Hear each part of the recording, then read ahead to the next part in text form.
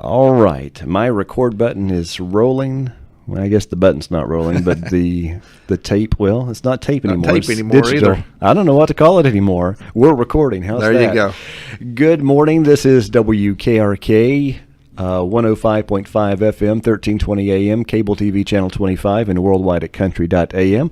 And about the same time every Friday, we have Sheriff Palmer join us on the broadcast to talk about current events, things that are going on, safety, and all that good stuff here in Cherokee County. And let's see, last week we had the Veterans Appreciation event. Tell us how that went. It went very well. We had that down at Roger Swanson's place down there in Pleasant Valley, and there were several hundred people showed up for that. We didn't actually do a count as a number of people, but it's estimated there probably a couple hundred to 300 showed up for that. But we had some other events that was going on that day, and of course Little League and different things that was happening. So I thought it was an awful good turnout for that event.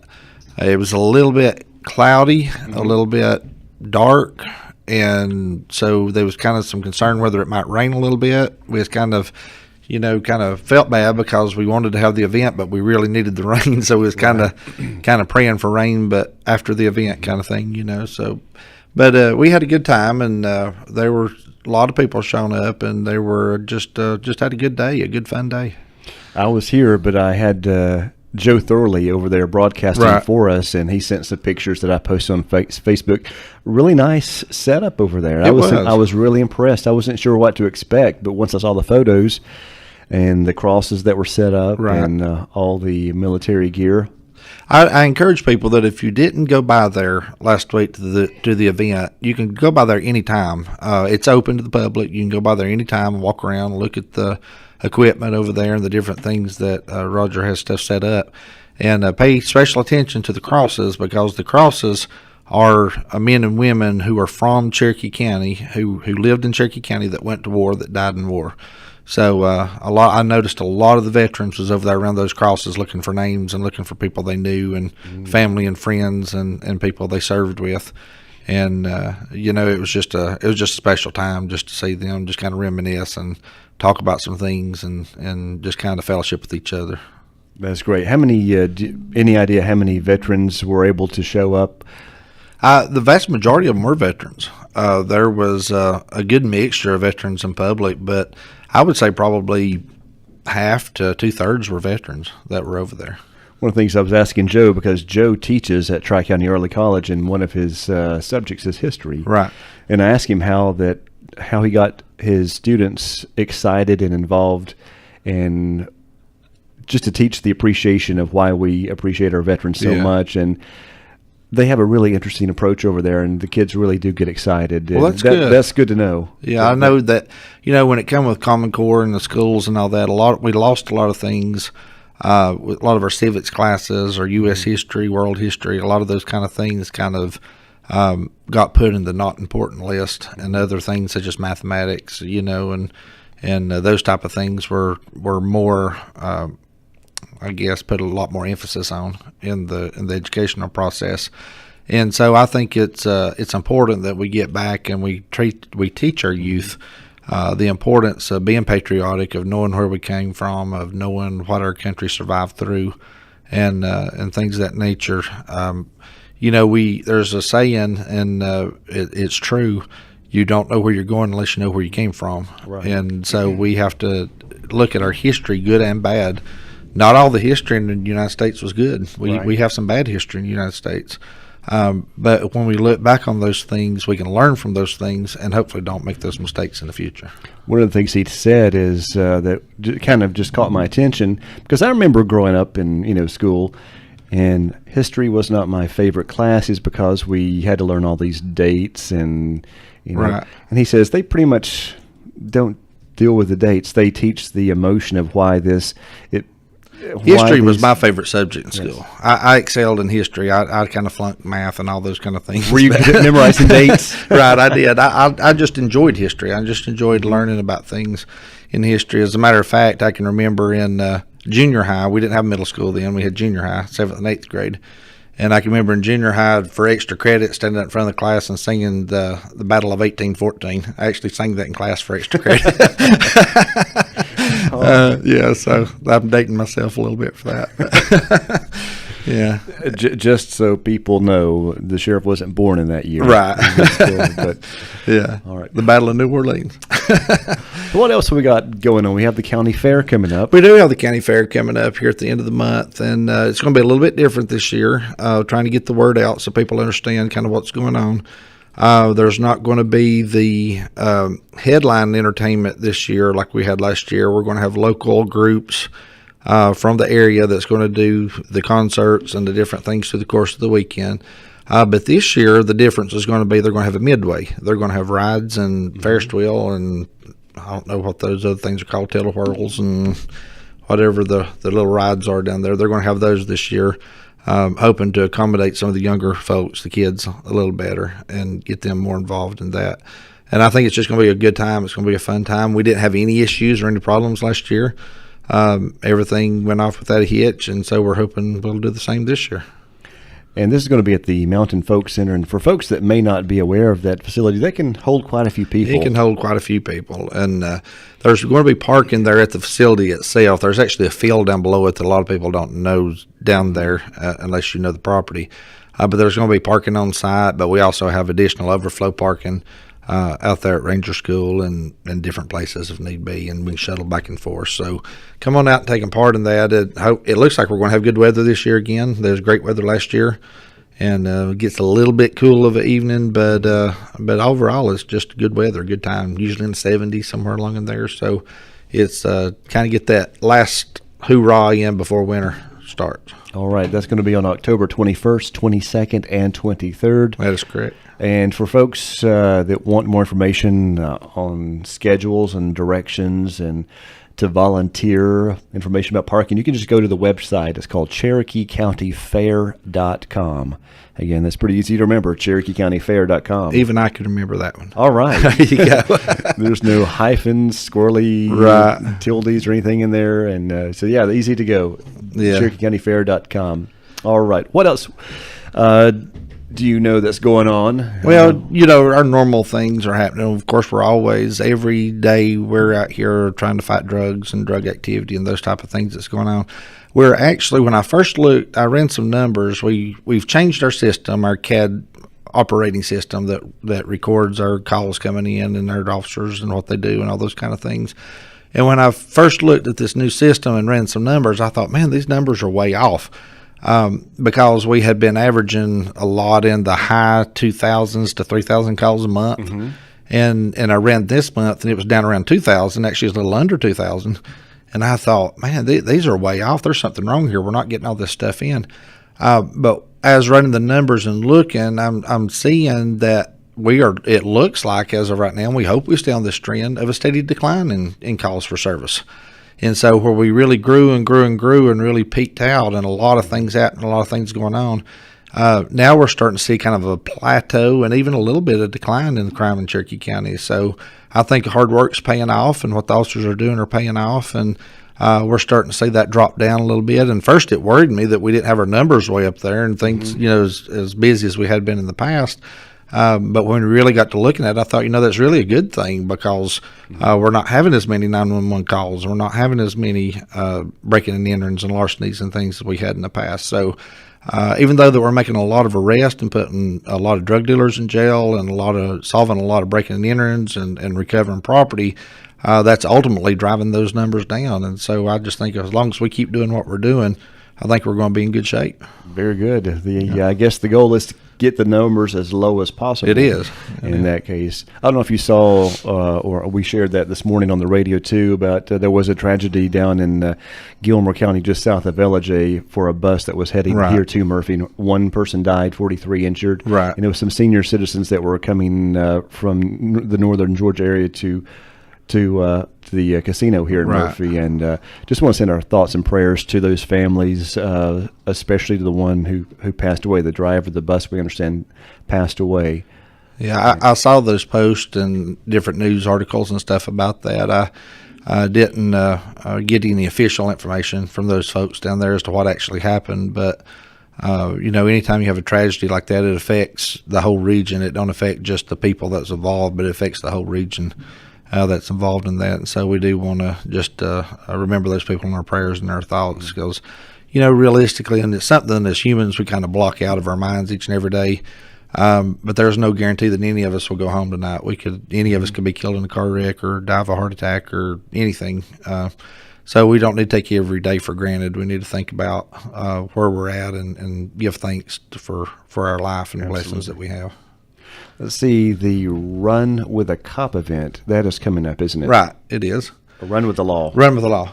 Run with the law. Run with the law. Not from the law, with the law. With the law. Yeah. That event happens every day. Right, yeah. Run from the law happens every day, but we're going to run with the law on this event. And that's going to be an event there. It's going to be held at the sheriff's office, and the date just slipped me. I don't even remember what day it is now, but we'll look it up here in a minute. But it's an event that we're going to be started at the sheriff's office. It's going to be a 5K going through Murphy, and it's going to different checkpoints to be set up with the law enforcement officers with their blue lights on to escort the way, and there'll also be officers that's participating, running in the event and walking in the event. And so if anybody would like to come out and take part in that, just show support for the police in the area and show support for law enforcement, or just get some good exercise. I encourage everyone to come out and to take part in that event. You guys post almost as much stuff as I post on think Facebook. so. I'm scrolling the Cherokee County Sheriff's Office Facebook page looking for that flyer. Here it is. Starts, it's on there somewhere, It I was know. posted on September 21st. That's when it was posted, and that event is going to happen on. I'm scanning. Saturday, October 29th. There you go. So the last Saturday The last of this Saturday in month. October. Yes, and that's going to be, let's see, flashing blue lights marking the race course. And we mentioned this on the show last week. And if you need more information, contact Stephanie Swanson at the Sheriff's Office at 837-2589. And she can get you all hooked up on registration and what you need to know. This event here that we're doing, not only is it a fundraiser for the Women's Association, but I've met with different community leaders over the last couple of weeks, and from different areas of the community, and just had discussions with them about partnering with law enforcement and how we can get law enforcement more involved in the community and the community more involved in law enforcement. And I think it's important that with everything that we see going on in our country around us and the things that's happening in the cities that surround us and the places that are around us, that we develop even stronger and tighter bonds here in Cherokee County with our citizens and with law enforcement. And one of the things that we don't want to see happen is, in the event that we do have a tragic event or we do have something that happens, we don't want someone from outside this place coming in and disrupting our community and creating problems within our community. I hope that we build good enough and strong enough relationships that if we do have something bad happen, that we can sit down and talk about it and resolve the issue and resolve the problem in a manner that we don't disrupt our community and that we don't see what we see happening in other places. So when we have events like this, that's why I encourage people to come out and take part in it, just to get to know law enforcement. We had an event last weekend also where there was a group come in. We talked about a little bit about the Bikers Against Child Abuse, where they came in. We partnered with them, and that we worked with some of the kids down there. And actually, it wasn't even our event. We really had nothing to do with it. We were just invited to come to it. But just by going down there and turning on some blue lights and sirens and riding with the bikers and talking with them and letting the kids see us interact with them, some of those guys called me back later and said, that some of these kids have had a complete turnaround in their view of law enforcement, and where they were scared of police before, and they were scared of the police. They were scared just when they saw police cars. They were afraid. Now they see them in a different light and they view them differently. And so I think anything we can do like that to better relationships and to help our children and help people view law enforcement in a positive light, I think it's worthwhile and we need to do it. Absolutely. We have a lot of local people that have family out in the eastern part of our state, and I want to take a moment just to read this as a public service. And with Hurricane Matthew that did so much devastation out in the eastern part of the state, There is a bottled water drive going on. Your local insurance agencies are coming together in a time of need to collect water for Hurricane Matthew victims.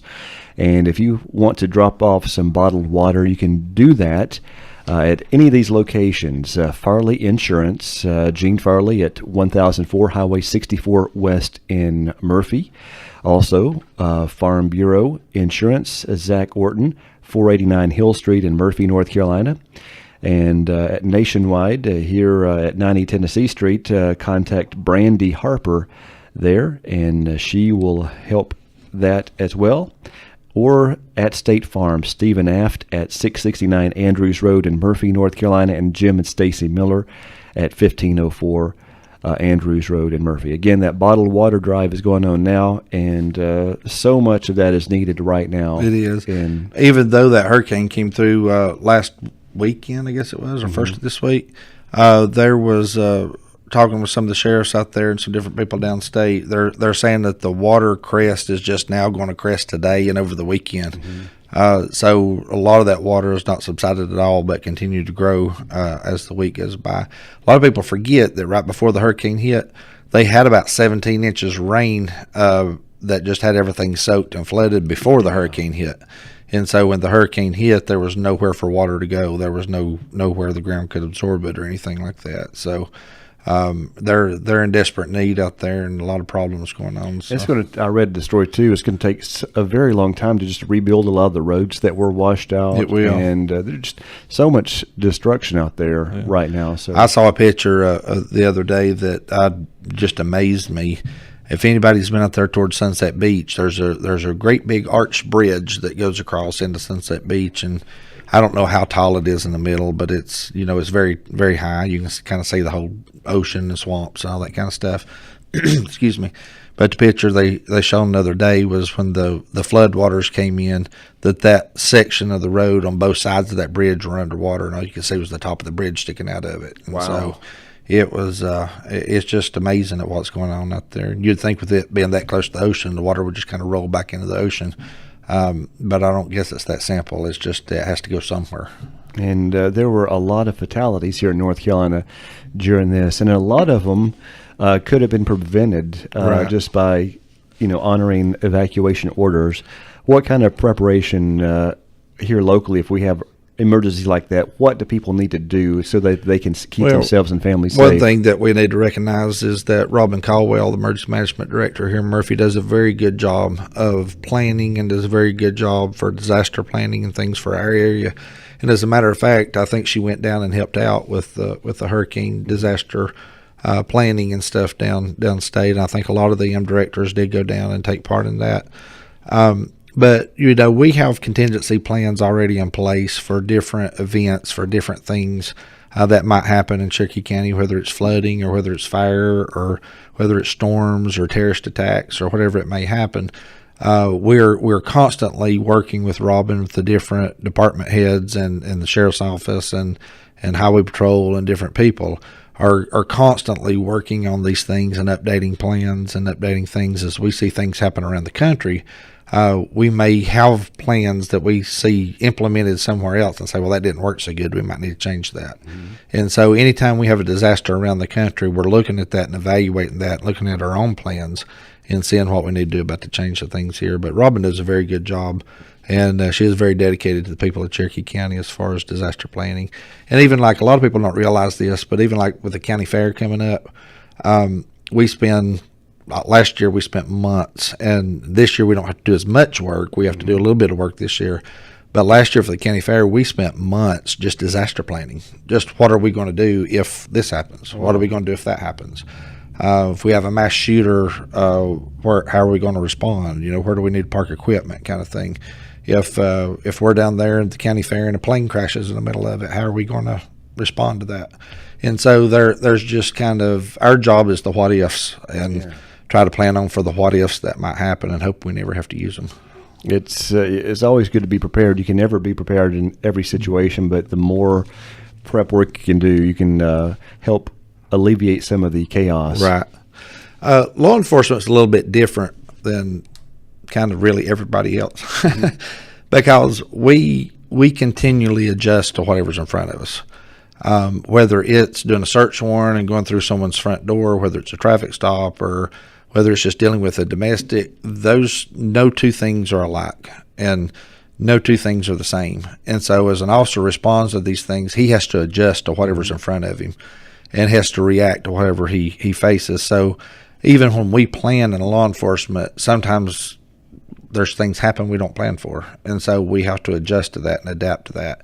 And so a lot of times when you have people like from the EMS position or the emergency management director position, they have all these books and plans of how we're going to set things up and radio communications and all these kind of things. And that's great. We need that. That's perfect.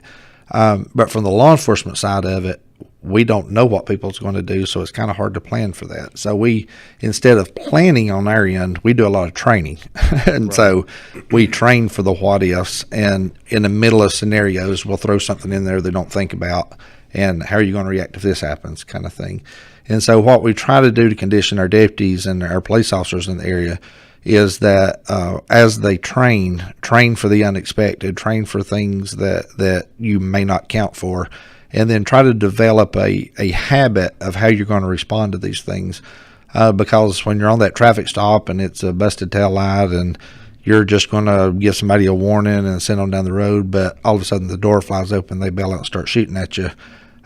You can't go to a book and start flipping through it and figure out what you're going to do. You have to be conditioned to react to that. And so law enforcement is just a little bit different than everybody else, but we try to put our input in and try to think about those things to help them plan for those situations. And one of the things during an emergency that I recommend that just during emergency situations, people need information, and emergency personnel and your office right. does a good job communicating with local media outlets, and we're not foolproof at all. I mean, a tornado right. could take our tower down, so make sure to have backup plans. Like, make sure you know where all the local radio stations are on your dial, the right. Facebook pages, all the emergency, so you can get information. Well, we've developed a society, I guess I might say, that we almost go into panic mode when the internet goes out. Oh yes, I'm one of those. And because we're so internet based on everything that we do, even through the sheriff's office, I mean, we have contingency plans for things, but everything from report writing to running tags to communicating with our dispatchers, a lot of those things are internet based, and a lot of those things we depend on to get that information back and forth. And social media is the way that most people get their communications done right now.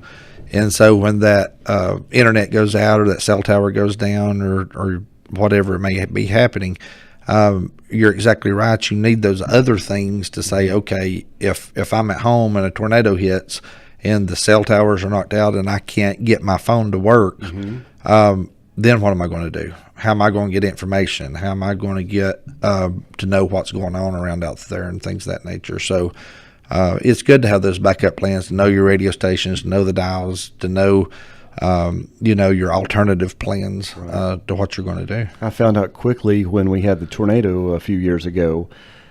We were broadcasting at that point from the Hill Street location, right. And then our tower is on Andrews Road, and the tornado went right between the two locations and wiped out a lot of infrastructure there. Right. And so our broadcast signal was down.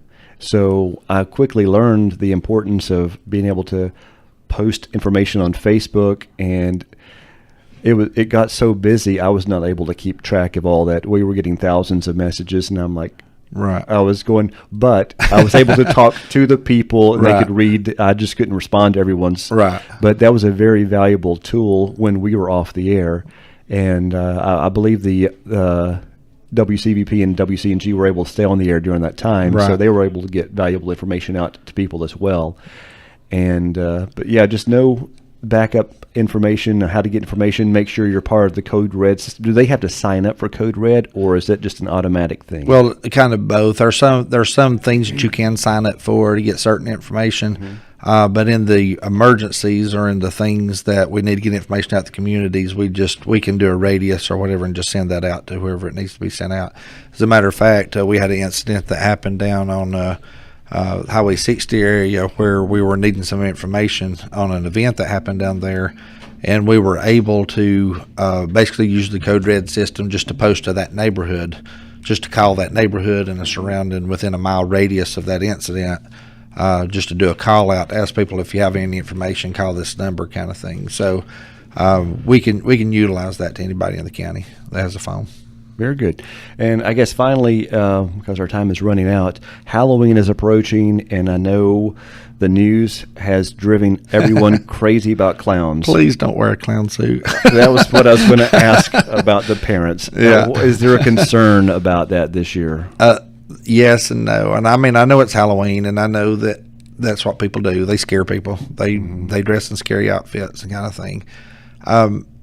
And for special events and for things such as Halloween, well, let me back up just a second. There is actually a law that states that you cannot be masked in public. Right. Okay.